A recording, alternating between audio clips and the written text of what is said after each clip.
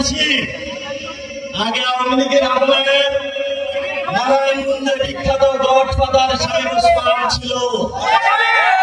এখন শুনছি কক্সবাজারের নব্য গডফাদার শিলং থেকে এসেছে, গ্রাম দখল করছে, মানুষের জায়গা জমি দখল করছে, চাঁদাবাজি দখল করছে।